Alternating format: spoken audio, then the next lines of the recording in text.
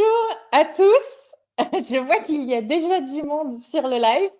Arrivez, on va faire une conférence ce midi, rapide, entre midi et midi 45.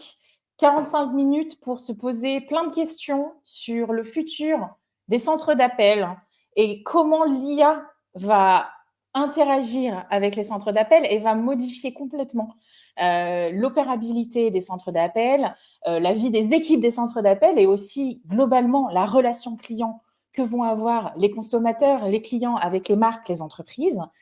On va recevoir aujourd'hui Luc Francis, le CEO, le DG fondateur de Nixis, qui est donc une entreprise belge, mais on n'a pas que des Belges avec nous aujourd'hui. Je vois que vous êtes en train de rentrer avec nous dans la salle. Vous êtes de plus en plus nombreux. On a des gens de Belgique, de France. Il me semble aussi qu'on a des gens du Maghreb, du Maroc. J'ai vu aussi des gens d'Algérie. Rentrez tous. N'hésitez pas à nous faire un petit coucou dans les commentaires. Vous pouvez tous commenter sur LinkedIn. Dites-nous qui vous êtes, où vous êtes. Ça nous fera plaisir de savoir d'où vous nous écoutez aujourd'hui et aussi de savoir pour quelle entreprise vous travaillez et quelle est votre relation au centre d'appel. Êtes-vous un responsable, un directeur, directeur d'opération? Ça sera toujours hyper intéressant de pouvoir interagir par rapport à vos positions. Je vous laisse quelques petites secondes. Ah, ça y est, je vois que vous commencez à nous dire bonjour. Et on va pouvoir introduire donc notre invité aujourd'hui qui va prendre la parole pour nous parler de sa vision à lui, du futur des centres d'appel et de comment l'IA va transformer tout ça dans les années à venir et notamment en 2024. Bonjour Luc. Bonjour Camille, bonjour à tous, bienvenue. Je suis vraiment ravie de t'avoir avec nous aujourd'hui.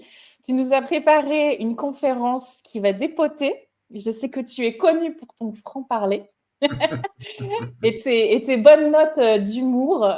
Donc, on va pouvoir passer 45 minutes sympathiques. N'hésitez pas à nous poser des questions. Je vais prendre note de toutes les questions. On va essayer d'en faire passer quelques-unes à Luc pendant qu'il présente. S'il le sent, il pourra rebondir dessus en direct. Sinon, de toute façon, à la fin, on le tient par le col et on va pouvoir lui poser toutes les questions qu'on veut. À la fin de la présentation, je reviendrai sur la scène pour discuter entre vous et lui et je vous ferai passer toutes vos questions à Luc et on essaiera de le cuisiner pour savoir tout ce qu'il pense sur le futur des centres d'appel. Est-ce que tu te sens prêt, Luc? Absolument, allons-y. Bon, eh ben, écoute, je te laisse le micro. Merci. Et je te laisse arriver. Eh bien, tout d'abord, bienvenue à tous. Si vous êtes si nombreux en fait pour cette conférence, c'est que j'imagine derrière vous êtes responsable de la relation client. Vous êtes sans doute aussi intéressé dans les processus opérationnels de vos sociétés et vous dites l'IA, c'est quelque chose qui va révolutionner la façon dont on travaille et je peux vous le confirmer. Alors moi, je suis un fan. J'ai 57 ans, donc je suis un homme des années 80.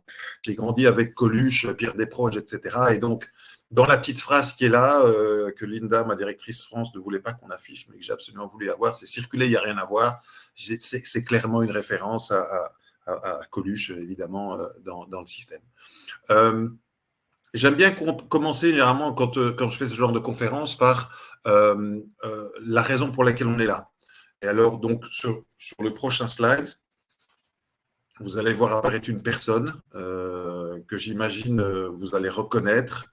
Enfin, pour certains d'entre vous, si vous êtes lecteur de bouquins dans le domaine du management. Bonjour à tous, toujours, voilà, bienvenue. Je me demande si je ne vais pas devoir faire une version d'ailleurs en anglais, parce que je vois qu'il y a beaucoup de gens qui viennent des zones anglophones. Camille, tu peux passer sur le slide suivant. Ah, non, pardon, c'est à moi. Pardon, non. En fait, là, vous avez à l'écran un gars qui s'appelle Simon Sinek. Si vous n'avez pas lu encore son bouquin, essayez de le lire en anglais, ça vaut la peine. Ça s'appelle Start with Why, commencer par pourquoi. Et d'ailleurs, le gars est devenu multimillionnaire uniquement sur ces trois mots-là, pardon, dans cette phrase-là, parce qu'il dit effectivement, il y a beaucoup de gens qui vous expliquent comment ils vont faire, il y a beaucoup de gens qui vont expliquer ce que ça fait, mais il n'y a pas beaucoup de gens qui vous expliquent pourquoi ça doit le faire. Et en fait, je pense que dans l'intelligence artificielle aujourd'hui, plus vous allez comprendre pourquoi, mieux ce sera pour vous, pour vous-même, pour les 3 à 5 ans à venir, parce que je pense que le domaine de la relation client va connaître une véritable révolution à ce niveau-là. Pour pouvoir aller un petit peu plus loin dans le pourquoi, en fait, je vais me baser sur un article qui a été publié en décembre 2023 par The Economist, qui est un journal qui est assez génial, surtout reconnu pour la qualité, évidemment, de ses publications. D'abord, j'adorais l'image de ce casque de chantier qui est serti de pierres précieuses. Et eux disaient, voilà, on est en train de rencontrer en fait quelque chose d'assez unique, c'est-à-dire qu'il y a ce qu'on appelle la Blue Collar Revolution, la révolution des cols bleus. Alors, le principe ici, c'est assez simple, c'est de dire qu'il y a 3 leviers principaux qui génèrent cette révolution des cols bleus, la démographie, la demande et la digitalisation. Évidemment, vous aurez compris que la digitalisation, je vais l'aborder en dernier, mais le principe ici du système, c'est de dire, mais démographie, pourquoi? Et il y a un graphe qui est passé pratiquement inaperçu dans nos économies, qui parle ici, en fait, des populations qui sont en âge de travailler. Vous avez tout en haut, donc en bleu clair, la Chine, et vous avez tout en bas, donc l'Organisation économique européenne, où vous voyez qu'en fait, on passe par un maximum. Vous voyez que la Chine, déjà en 2015, est passée par un maximum au niveau de son working age population, c'est-à-dire qu'en fait, en gros, là, c'est un peu aussi l'impact, évidemment, de la politique de l'enfant unique qu'ils ont eu dans le début des années 2000, fin des années 1990. Mais en fait, voilà, on a de moins en moins de personnes qui sont capables de travailler, ce qui veut dire que il y a déjà une bonne nouvelle, c'est que mécaniquement, le chômage, ça va se résoudre. Donc, vous pouvez déjà être sûr que vos enfants auront un boulot. Mais évidemment, moins on a de gens qui veulent travailler, ou qui peuvent travailler, plus ceux qui veulent travailler ont effectivement une valeur sur le marché. Et ça, c'est quelque chose qu'on est en train de voir chez nous. Je rappelle d'ailleurs que si on prend donc la grande Europe, on a à peu près 500-550 millions de personnes qui travaillent, un marché de 800 millions, et qu'en fait, même en laissant rentrer chaque année l'ensemble des 5 millions de demandeurs d'asile, on n'arrivera pas encore à inverser la courbe, puisque voilà, moi j'ai 2 enfants, vous en avez peut-être pas, ou 1,8, puisqu'il en faut 2,1 juste pour un taux de remplacement. Donc, on a vraiment de la population qui commence à baisser de ce côté-là. C'est quoi l'impact de ça en fait?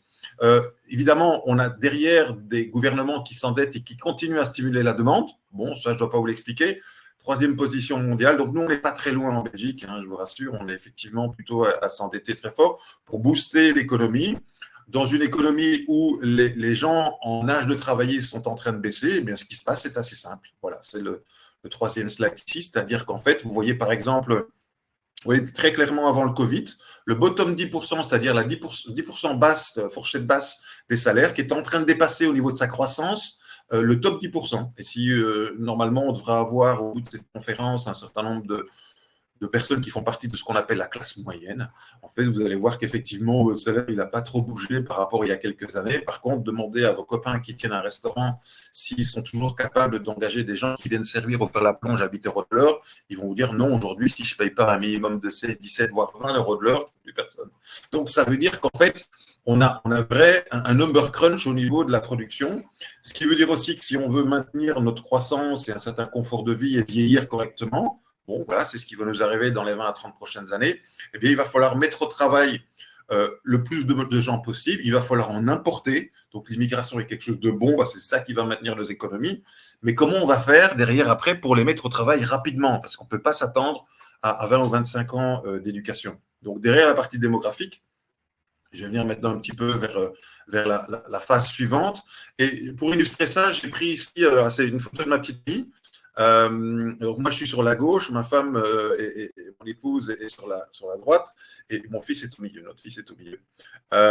Ma femme est d'origine de l'île Maurice, et bon, voilà, il y a quelques années, nous avons fait venir sa maman chez nous, il y a 7-8 ans, qui a épousé un Belge. Malheureusement, ces derniers temps, voilà, la relation bat un peu de l'aile, et donc elle cherche un nouvel appartement. Et donc, elle avait trouvé un appartement qui lui plaisait. Et Nirma, puisque son prénom c'est Nirma, avait écrit sur son mail un mail, on va dire, de motivation, voilà, que vous voyez à l'écran ici. Donc, on va le lire rapidement. Je vous permets de vous écrire, car nous sommes tout particulièrement intéressés par votre appartement, l'adresse 2, qui semble correspondre parfaitement à nos attentes. 6 juin, la fiche de location. on n'a jamais loué un bien auparavant jusqu'à ce qu'il y ait eu séparation, malheureusement. Donc là, il y a déjà des petits couacs. C'est normal, hein. Donc je rappelle qu'à l'île Maurice, l'éducation est en anglais. Il parle français tout à fait, même très correctement, mais je veux dire, derrière après, l'écriture, c'est plus difficile. Et donc, généralement, quand ce genre de choses arrive, donc vous voyez ici, par exemple, quatrième paragraphe, petite chose que je dois souligner par rapport à la situation de mon fils, je préfère être honnête, il a un contrat CDI, il a bon salaire, à nous deux, pas vraiment de problème au niveau du paiement de loyer, etc. Et donc, généralement, ça m'arrivait chez moi, et moi, je corrigeais, hein, sans problème, avec grand plaisir d'ailleurs, les écrits de ma belle-mère Nirma. Et normalement, elle l'utilisait pour pouvoir après contacter un certain nombre de gens, jusqu'au moment où il y a à peu près 3-4 mois, je lui ai présenté ChatGPT, que vous connaissez tous, en disant, écoute, c'est simple, tu prends ce que tu as envie de dire, tu l'envoies à ChatGPT et tu demandes à ChatGPT de le mettre dans un français poli, professionnel, humoristique, etc. Et puis, bon, voilà ce qui sort de ChatGPT. Évidemment, si vous l'avez déjà tous utilisé, vous avez plus ou moins compris. Bonjour, je me permets de vous écrire car nous sommes particulièrement intéressés par votre appartement, situé à l'adresse 2, qui semble correspondre parfaitement à nos besoins. Veuillez trouver ci-joint, etc. Je tiens à souligner une petite chose concernant la situation de mon fils. Donc, en fait, c'est sorti effectivement dans un français extrêmement châtié que, franchement, j'aurais peut-être même pas pu écrire moi-même. Et donc, je me retrouve maintenant, donc ça, c'est juste pour illustrer que j'ai maintenant ce que j'appelle une belle-mère augmentée.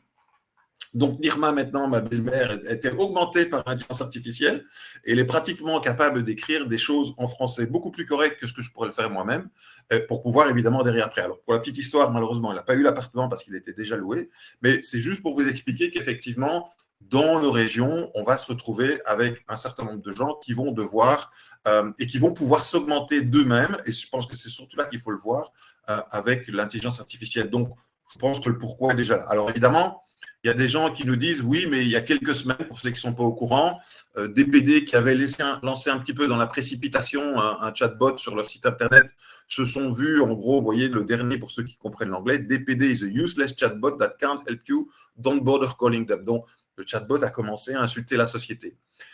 Est-ce que ça peut arriver demain avec vous si vous implémentez un chatbot? Oui, mais pas pire ou pas mieux qu'avec un humain à partir du moment où il est bien briefé. Pour ceux qui ne sont pas très, je veux dire, intéressés dans le domaine de l'IA ou on va dire qui voudraient savoir, moi j'ai une image qui est très simple. En fait, aujourd'hui, l'IA générative, celle dont on parle, c'est un génie de 7 ans. Il a 250 de QI, mais il faut tout lui dire. Et je dirais seulement qu'il ne faut pas seulement tout lui dire, il faut tout lui répéter aussi. C'est-à-dire qu'en gros, il faut le briefer, tout comme quand vous avez quelqu'un qui arrive dans votre équipe, il a 20-22 ans, c'est donc un millénial, il est intéressé éventuellement à gérer de la relation client, ben vous devez tout lui dire depuis le départ. Voilà, tu vas faire ceci, les clients t'appellent pour cela, voilà ce que tu dois faire dans tel et tel cas. C'est la même chose pour l'IA. On vous dit, bien, voilà, c'est un génie de 7 ans, c'est-à-dire qu'il sait beaucoup de choses, il ne sait pas juste comment les mettre en œuvre. D'accord? Donc, une fois que vous avez retenu ça, vous avez plus ou moins compris en quoi l'IA générative peut vous aider, parce qu'évidemment, bon, tout le monde a entendu les radiographies, les détections de cancer, la comptabilité, les ressources humaines, tout ce qu'on peut faire, mais en gros, il faut partir de ça. Qu'est-ce que je vais dire à quelqu'un pour pouvoir lui permettre de travailler rapidement et d'être productif? L'avantage, évidemment, de ce génie de 7 ans, c'est qu'il n'a pas de problème de bande passante. J'ai ici à l'écran une photo un petit peu provoque. Voilà, c'est tout à fait dans mon style. Donc, pour ceux qui n'ont pas reconnu, à gauche de l'écran, c'est un gars qui s'appelle Pablo Escobar. À droite de l'écran, c'est un gars qui s'appelle Sam Altman. Donc, Pablo Escobar, c'est le type qui a pressurisé la forêt amazonienne pour en sortir de la cocaïne qui a fait voler les Américains. Et Sam Altman, c'est le gars qui a pressurisé l'Internet pour pouvoir en sortir des modèles de langage qui les ont ramenés sur Terre. Mais tous les deux, en fait, sont arrivés à produire des substances que j'appelle hautement addictives. D'accord? Une fois que vous avez goûté, une fois que vous avez essayé, même si vous pouvez dire non, non, jamais, tôt ou tard, vous arrivez de toute façon sur l'IA générative parce que je pense que c'est vraiment quelque chose qui peut faire un certain nombre de choses pour vous. Voilà. Donc, c'est pour ça que je vous laisse ces deux profils un peu en regard et vous expliquer ce que je voyais en commun. Voilà, ça va? Vous m'entendez tous? Tout va bien, j'espère? La connexion tout va bien, tout va bien. de qualité? Ok, ça va. Parce que je vois que j'ai un Internet qui est normalement très correct, hein, mais bon, voilà. Et les enfants ne sont pas à la maison, donc ça va tout de suite beaucoup mieux. Donc, au niveau de la fameuse matrice d'Eisenhower, ici, en fait, je me suis inspiré d'un j'imagine que vous connaissez le général Eisenhower qui a été président des États-Unis de 53 à 61, 1953 à 61. Et lui, pour traiter les choses, il avait une matrice que je trouve, voilà, qu'on utilise encore aujourd'hui dans le management et qui dit, bon, je vais mettre tout ce que j'ai à faire en 4 catégories. Il y a ce qui est urgent et important, ça je vais le faire moi-même. Il y a ce qui est important mais qui n'est pas forcément urgent, là je vais le planifier, c'est-à-dire je vais le mettre dans les trous de mon agenda. Il y a tout ce qui est éventuellement urgent mais pas forcément important, pas suffisamment important pour m'occuper. Je vais le mettre du côté de la partie délégation. Et puis, il y a toute la partie qui n'est pas important et pas urgent, et ça, je décide d'éliminer. C'est-à-dire, je ne le fais pas de manière consciente.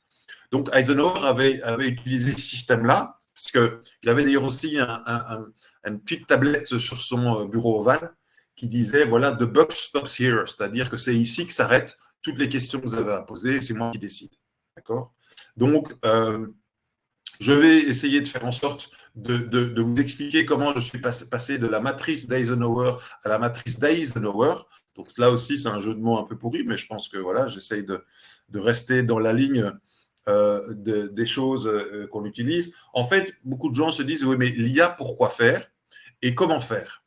C'est simple. Nous, on pense très clairement que tout ce qui est urgent et tout ce qui est important, aujourd'hui, vous pouvez sans problème le faire, on va dire, exécuté par une IA, générative ou autre, à condition évidemment d'avoir un humain dans la supervision. C'est pour ça qu'en exposant là, du petit cerveau digital, j'ai mis quand même un humain parce que c'est quand même des choses importantes et c'est important qu'un humain passe du temps à regarder ce qu'a fait l'IA, qui peut répondre très très rapidement, mais derrière après, évidemment, comme c'est quelque chose d'assez important mais urgent, je vais faire en sorte d'avoir un humain qui contrôle. Donc c'est ce que j'appelle de la supervision humaine. Ensuite, vous avez évidemment tout ce qui est important et pas forcément urgent. Généralement, quand on parle des choses importantes et pas forcément urgentes, c'est du travail de fond. Donc là, je pense que franchement, l'humain augmenté par l'intelligence artificielle peut faire les choses. Je prends un exemple très simple. Vous êtes une société de recouvrement. Vous avez un certain nombre de choses, un certain nombre de dossiers de recouvrement à traiter. Quand il y a des impayés, c'est important qu'assez rapidement, vous envoyez effectivement. Donc, dès que l'impayé est arrivé, vous avez une notification qui parte vers vos débiteurs, hein, en fait. Ça peut être généré par l'intelligence artificielle, mais quand même, et de manière aussi personnalisée. C'est important de ne pas envoyer le SMS générique avec l'URL que plus personne ne clique parce que tout le monde a peur de se faire spammer ou scammer. Et donc, derrière, après, vous allez avoir quand même un humain qui va pouvoir dire ça c'est bon, ah là, ça c'est pas bon. Et que d'ailleurs, quand l'humain dit c'est pas bon, c'est-à-dire que l'IA va dire ah ok, là j'ai dit quelque chose qui n'était pas adapté, il va pouvoir apprendre de ça et la prochaine fois, il ne fera pas la même erreur. Derrière, après, vous avez un dossier peut-être en recouvrement, mais qui, voilà, les gens n'ont pas réagi, etc. Donc, vous commencez à monter un dossier pour un huissier, pour des bureaux d'avocats, etc. Ça peut être peut-être laisser effectivement un humain pour savoir exactement comment s'adapter à la situation du débiteur. Je rappelle une statistique d'ailleurs dans le recouvrement que vous connaissez peut-être tous, je n'en suis même pas certain. À partir du moment, donc nous, on a un client qui s'appelle Intrum sur la France, qui est un recouvrement un des plus gros en Europe. Et à partir du moment où vous avez eu la personne en ligne, vous lui avez parlé, vous avez 700%, donc 7 fois plus de chances de voir votre agent rentrer par rapport à des communications plutôt froides qui sont du SMS et du mail. Donc, c'est-à-dire, parler, c'est important. Montrer de l'empathie à un débiteur, c'est important, parce qu'il ne faut pas oublier qu'un débiteur chez vous est un débiteur ailleurs. Donc, à partir du moment où vous l'avez en ligne, qui vous a fait une promesse de paiement, vous avez 7 fois plus de chances de voir l'argent rentrer. C'est énorme. C'est énorme. Donc là aussi, important d'utiliser de l'humain avec de l'empathie, un bon dialer, et avoir aussi des dossiers qui sont bien préparés. Derrière, après, si malheureusement il n'y a pas de paiement qui rentre, etc., vous allez pouvoir avoir un humain qui augmente la pression graduellement pour essayer d'avoir l'argent avant les autres. Ensuite, il y a tout ce qui est pas important. Alors là, nous, on a décidé de ne pas faire de différence entre ce qui est urgent et pas urgent. Très clairement, pour nous, pas important, c'est assez simple. C'est d'office, évidemment, l'intelligence artificielle. Alors, les gens me disent, mais il n'y a pas un humain qui, éventuellement, pourra vérifier, etc. Oui, mais normalement, il a déjà travaillé sur les cas complexes et urgents avec la supervision d'un humain. Ce qu'il a appris, il peut l'appliquer pour les choses pas importantes. Et généralement, parce qu'évidemment, pour un problème de bande passante, notre cher président général Eisenhower disait, je ne fais pas ce qui n'est pas urgent, pas important. Avec l'intelligence artificielle, plus de problème de bande passante. Donc, vous pouvez effectivement monter de 1 à 1000 robots en 10 minutes sans aucun problème dans le système qui vont vous sortir des choses. Et le principe, évidemment, c'est de dire que si je ne le fais pas, je vais attendre que soit ça devient urgent, soit ça devient important pour le travailler dessus. Parce qu'évidemment, tout ce qui se trouve du côté pas important, pas urgent, pourra à un moment donné, en fonction du temps, en fonction du problème qui est expliqué, etc., passer de l'autre côté. D'accord? Donc voilà un petit peu comment essayer peut-être dans les tâches de vos process internes, vous pouvez faire en sorte de répartir vos utilisations. Je pense qu'effectivement, ce qui est urgent, important, c'est voilà, ce que nous, voilà, dans notre système, on se dit, l'important, c'est de pouvoir assister les gens correctement, les augmenter correctement, et utiliser après l'intelligence artificielle pour toutes les choses qui sont négligeables, mais qui font partie évidemment des choses qu'aujourd'hui, vous allez utiliser en envoyant les gens sur des FAQ, que plus personne ne consulte. Aujourd'hui, vous allez recevoir un produit. Voilà, j'ai reçu dernièrement un produit voilà, qui est une collection Internet, plus aucun manuel. Je dois aller sur Internet avec une liaison, avec un URL, etc., chercher le manuel, etc. Aujourd'hui, une intelligence artificielle peut faire ça très bien. Si on passe, en fait, à une étape un petit peu supérieure par rapport à ça, vous avez l'expérience employée chez vous en interne, l'expérience client. Ben, en fait, vous pouvez faire le parallèle. C'est ce que voilà, Linda, il y a quelques mois, publié un article sur notre blog qui s'appelle Les symétries des attentions, d'ailleurs, qui est très, très intéressant. Moi, j'ai transformé ça en appelant la symétrie des attentions. D'accord.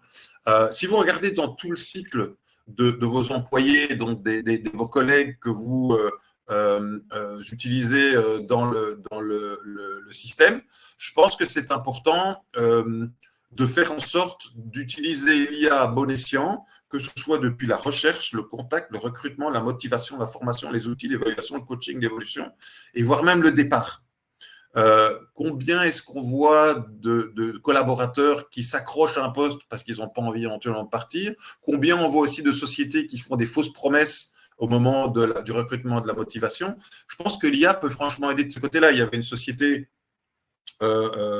avec qui on a travaillé il n'y a pas longtemps, qui nous disait, voilà, nous aujourd'hui, tout ce qui est job description, donc description de fonction, il n'y a plus un humain qui touche à ça, tout ça c'est fait par une machine. D'accord. De l'autre côté, vous avez donc la symétrie par rapport à l'expérience client, Customer Experience CX.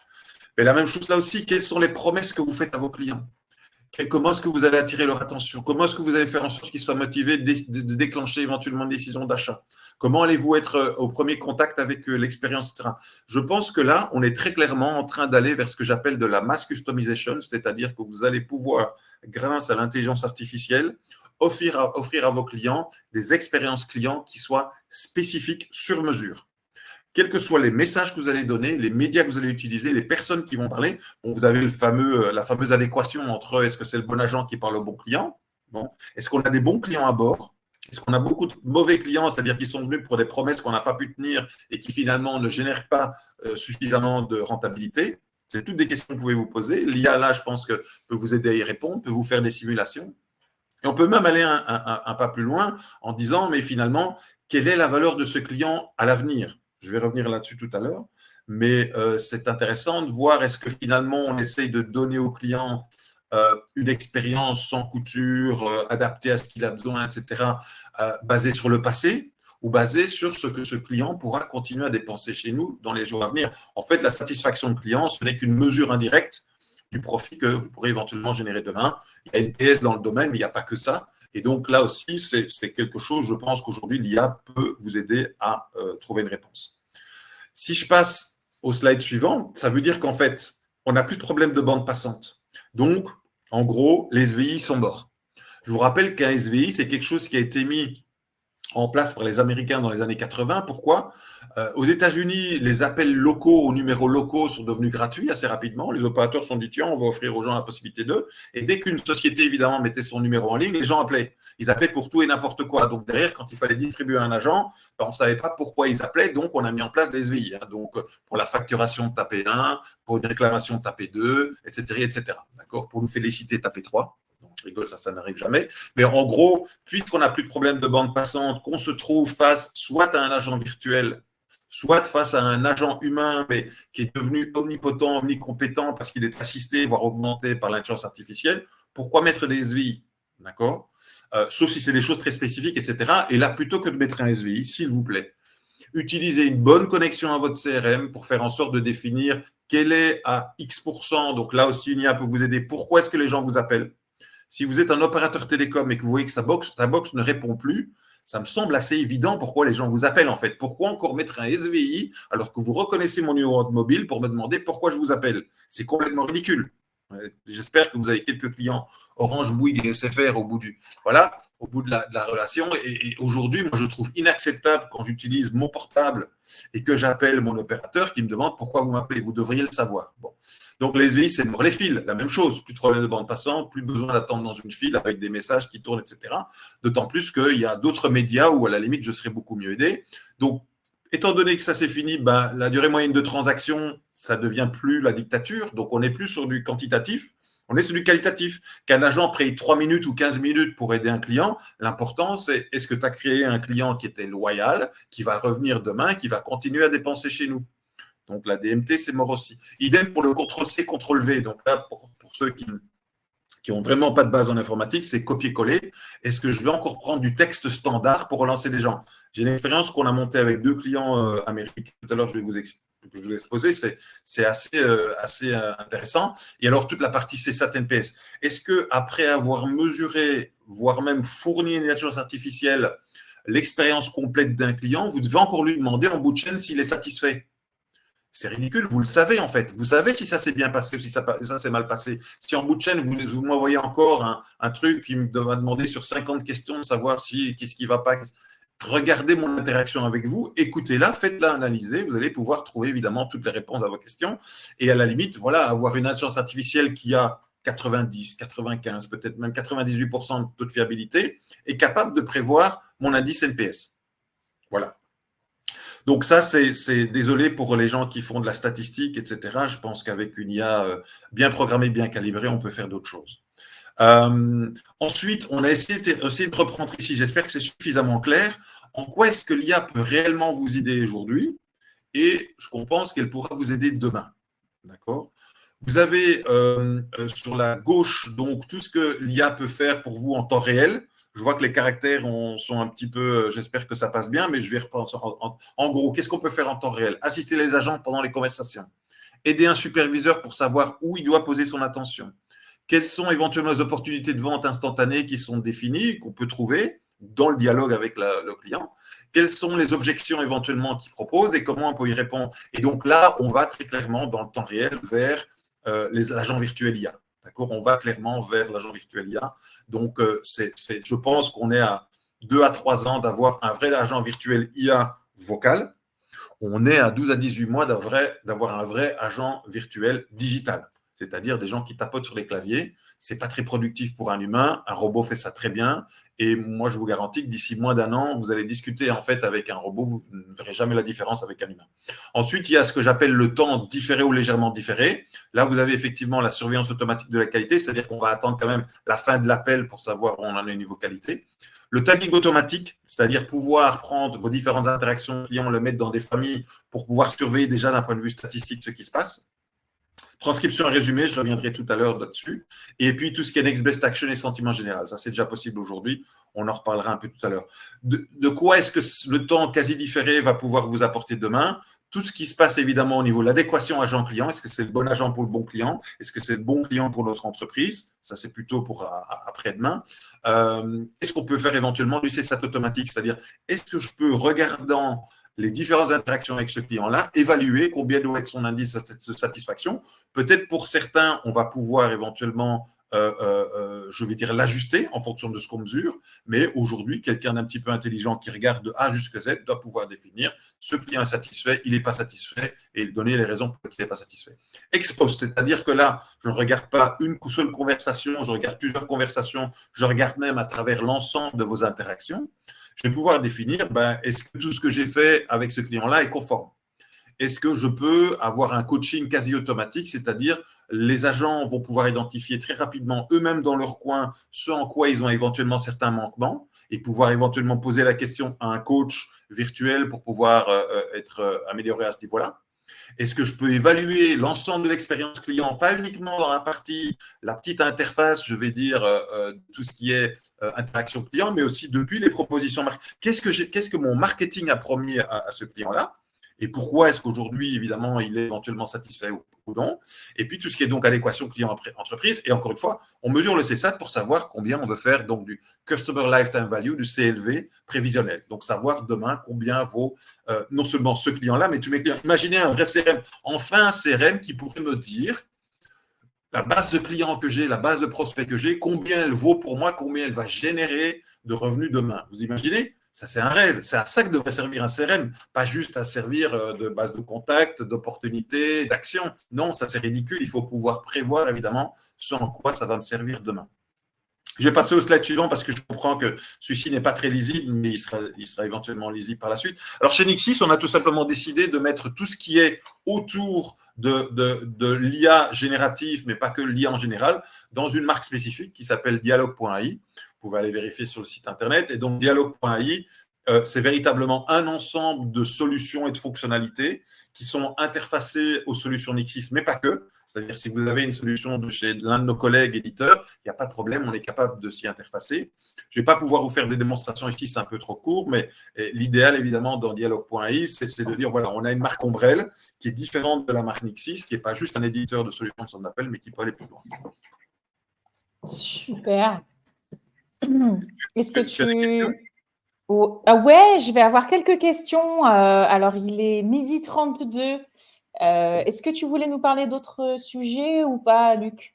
J'ai encore quelques slides. Je dirais que voilà, je ne vais pas vous assommer éventuellement là-dessus. Peut-être ce qui pouvait être intéressant, c'est, je regarde ici, voilà, c'est celui-là. Voilà. Aujourd'hui, nous, dans l'éthique de la société, on a décidé de ne pas faire de la recherche ou de promouvoir de l'IA qui va prendre le job d'humain.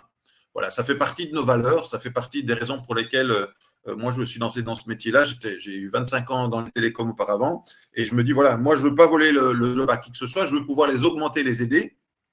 Donc là, on retrouve 6 fonctions spécifiques. Donc on a ce que j'appelle l'assistant conversationnel, la détection des prochaines actions, c'est-à-dire qu'aujourd'hui, on est capable de définir ce qui est promis par les agents durant la conversation, demandé par les clients, et prendre ces actions-là, les résumer et les mettre éventuellement directement dans votre CRM. La transcription d'appel, c'est la base, c'est-à-dire pouvoir évidemment ce qui s'est échangé en vocal, obtenir un résumé de l'échange sous forme d'une phrase, d'un paragraphe ou de bullet points, à vous de savoir. Analyse de sentiments, donc là, on peut aller jusqu'à remplir des grilles d'évaluation éventuellement, mais c'est plutôt là définir, tiens, est-ce que c'est une bonne conversation, pour quelles raisons? Là, c'est plutôt un coaching agent de savoir ça t'a bien fait, ça t'a moins bien fait. Et tout ce qui est tagging automatique. Donc aujourd'hui, ça fonctionne. Ça ne coûte pas très cher. C'est quelques euros par heure conversée. Et on peut vous sortir éventuellement en disant, voilà, on va prendre toutes les 1000 conversations de ce matin et vous dire, il y en a eu 350 concernant un problème de livraison, 22 pour un problème de facturation, etc. Et ça vous permet de surveiller les KPIs d'évolution qui vous dit, tiens, ce matin, c'est bizarre, j'ai beaucoup plus d'appels concernant ça, ça ou ça. Et donc, ça vous permet de prendre des actions et peut-être de faire aussi un peu plus de root cause analysis, comme on dit en mauvais français, pour savoir pour quelles raisons, éventuellement, aujourd'hui, il y a plus de ceci ou cela. D'accord? Voilà, donc ça, c'est des choses qui sont disponibles aujourd'hui chez Nixis et qu'on met à votre disposition, donc sous dialogue.ai, avec grand plaisir et pour lesquels on espère que pour stratégie client, on a déjà des POC de prévu, mais on aura encore beaucoup plus d'intérêt du côté du marché. Voilà Camille, donc s'il y a des questions, avec grand plaisir. Oui, ça tombe bien. On avait justement une question. Hop, de François Bedard. Bonjour François, qui nous posait la question. Alors, quelle est la différence entre l'IA générative et le machine learning? Est-ce que tu es capable de nous expliquer simplement, sans forcément rentrer dans les détails techniques, quelle est la différence? Ben, le machine learning, en général, c'est plutôt une grande famille de fonctions parmi lesquelles l'IA générative existe. Mais c'est beaucoup plus large en fait. Hein. Donc tout ce qui est, on a appelé ça aussi à un moment donné. Alors dans les années 80, c'était les systèmes experts. Alors il se trouve que à l'université, j'ai travaillé là-dessus. Mais le machine learning, c'est en fait apprendre à une machine, lui transférer des connaissances de manière supervisée, non supervisée, etc. Et là-dedans, on a une nouvelle famille donc, qui a surtout été boostée depuis décembre 2023 quand OpenAI a sorti ChatGPT. Qui est l'IA générative. Et pour la petite histoire, l'IA générative, donc, ce sont des grosses matrices de nombres qui essayent de modéliser, basées sur des modèles LLM, donc qui essayent de modéliser des langues, d'accord? C'est des milliards, hein, donc dans GPT-4, on a même 1000 milliards de paramètres. Et il y a un certain nombre de phénomènes, après je vais arrêter là-dessus, sinon je suis parti pour la soirée, mais qui se passent quand on augmente le nombre de neurones en fait, numériques et de paramètres et de vecteurs dans le système, qui font qu'il y a une certaine intelligence, une certaine manière de résoudre les problèmes, un peu comme dans le cerveau humain. Maintenant, c'est beaucoup moins efficace qu'un cerveau humain. Je rappelle qu'un cerveau humain, c'est 100 milliards de neurones. Après, un neurone peut avoir de 1 à 1000 connexions, c'est ce qu'on appelle les synapses, et c'est beaucoup plus efficace. Un cerveau humain, ça consomme à peu près entre 3 au repos et 60 watts, tandis que l'IA générative consomme 100 fois plus. D'accord? Donc, c'est pour ça que quand on me dit, tiens, l'IA générative va dépasser l'humain, bah, déjà au niveau énergétique, ce n'est pas le cas. Mais elle est là éventuellement pour pallier un certain nombre de choses. Ok. Alors, n'hésitez pas à poser vos questions sur LinkedIn. On est là justement pour gratter un peu le vernis et essayer de voir où est-ce qu'on peut emmener Luc, qui a une vision vraiment très particulière du futur des centres d'appel. Moi, j'ai une petite question pour toi. Comment tu envisionnes de maintenir l'équilibre entre l'efficacité technologique que va apporter l'IA et la chaleur humaine d'un service client, d'une relation client? Je pense qu'aujourd'hui, moins on va utiliser les êtres humains pour être des robots, mieux ça ira. Ça, tout le monde peut le dire. C'est-à-dire qu'une des qualités de l'être humain que l'IA n'aura jamais, c'est effectivement l'empathie, l'harmonie culturelle, etc. Alors, on peut la simuler, mais quelque part, cette partie logique, calculée, quasi algorithmique de l'IA, si c'est quelque chose que l'humain peut avoir, il ne va pas forcément l'avoir, donc c'est-à-dire qu'on va avoir une certaine disparité. Par contre, je pense qu'utiliser l'humain pour montrer de l'humanité, c'est là où se trouve le principal. Et quand vous aurez, enfin, en gros, les centres d'appel d'ici 2 à 3 ans, on va avoir une tête tout à fait différente d'aujourd'hui. C'est-à-dire que vous allez avoir des humains qui vont plus pousser sur des boutons à la mode de Taylor, hein, c'est-à-dire serrer le même boulon 22 fois par jour. Ils vont être là pour utiliser leur créativité. Donc, s'il vous plaît, boostez la créativité chez vos enfants. Faites en sorte aussi, éventuellement, leur sens critique. Faites-leur lire des bouquins. Faites-leur lire des bouquins, du Proust, enfin voilà, il y a suffisamment du Mallarmé, etc. Donc, être un peu poète, autorisez-les à s'embêter parce que c'est là qu'on est créatif et surtout, évidemment, développer leur sens social. Donc, moi, je suis très mauvais pratiquant parce que mes enfants utilisent beaucoup trop les écrans. Mais bon, voilà, c'est-à-dire que ce côté empathique, c'est ce qui demain va pouvoir faire la différence entre l'humain et le robot. Le robot, pour moi, n'aura jamais de l'empathie puisqu'il a 0 dimension culturelle. Il peut savoir si vous êtes allé à l'école ou si vous êtes baptisé ou pas et si éventuellement vous pratiquez une religion quelconque, mais il n'en sortira jamais de l'émotion ou de l'empathie. Ah, donc on a un message de Charles. Bonjour Charles, donc, qui nous remercie. Cela m'a permis de comprendre en résumé le cœur de notre métier. Il l'a dit, l'IA ne va pas remplacer les humains, mais apporter une valeur ajoutée sur la productivité. C'est nickel. Merci beaucoup Charles Je peux vous confirmer, merci Charles. Charles qui est de Majorelle, si je ne m'abuse. Allez, une dernière petite question. Ah, tac, de Rudy. L'IA générative et la RGPD, amis ou ennemis? Je vais revenir avec mon image du gamin de 7 ans. Je pense que si vous prenez un gamin de 7 ans qui a 250 de QI, je rappelle qu'à 100 de QI, c'est-à-dire qu'on a le QI qui correspond à son âge, à 250, donc il a déjà le QI de quelqu'un. Et vous lui parlez d'RGPD, il va dire Kesako. Donc, c'est super important quand vous avez une IA et que vous allez l'utiliser effectivement pour des besoins personnels, de savoir d'abord, première chose, cette IA a été nourrie en gros par entre 1 et 10% de l'Internet. Donc, les modèles IA qui sont sortis aujourd'hui, que ce soit par OpenAI ou Mistral, etc. En Europe, heureusement, on a Mistral, etc. Enfin, des génies français. Mais à peu près, ils ont balayé 1 à 10% de l'Internet pour en sortir des modèles de langage. Donc, là-dedans se trouvent des références, des nombres, un certain nombre de choses, de personnel. Mais donc, quand vous avez effectivement un IA qui vous demandez veux-tu prendre les coordonnées de cette personne, il va les mémoriser. C'est important qu'après, s'il les mémorise, c'est que ça reste dans la machine et que ça ne puisse pas être sorti par quelqu'un qui lui donnerait des instructions un peu fausses. Et donc, il y a suffisamment de vidéos sur Internet, de fausses pages URL dans lesquelles il y a des instructions cachées ou quand effectivement je me présente à une IA et que ces instructions ont été lues par cette IA, bah, elle est capable de ressortir tous les clients avec qui j'ai contact ce matin qui m'ont posé des questions sur les comptes en banque, par exemple. Donc ça, il faut évidemment éviter. Et donc, c'est super important d'avoir un système de contrôle au niveau du prompting, de la formation de l'IA, et deux, garder quand même toujours un humain en supervision.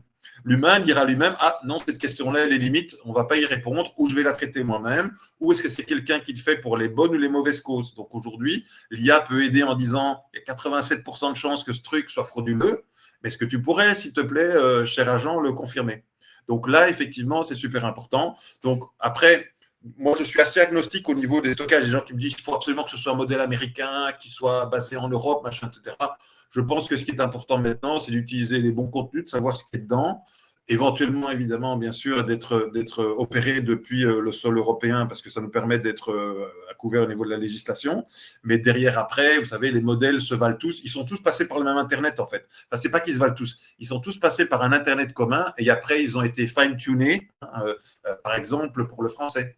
Un IA comme ChatGPT est passé en revue à peu près 95 à 97% de contenu en anglais, il n'y a que 10% de contenu en français, parce que c'est ce que représente l'Internet. Donc évidemment, il est moins bon en français qu'en anglais. Il n'y a rien à faire. Donc, si vous voulez l'utiliser en français, il faut un modèle qui ait été adapté à ce que vous voulez faire en français. Eh bien, écoute, je pense qu'on va pouvoir s'arrêter ici. Merci beaucoup pour vos questions à tous. Merci Luc pour ta vision du futur des centres d'appel. Il y a beaucoup de choses qui vont se dessiner dans l'avenir et c'était hyper intéressant de pouvoir écouter toi, comment tu envisionnes tout ça et rapidement le rôle de Nextis dans ce futur. À tous, merci beaucoup de votre participation.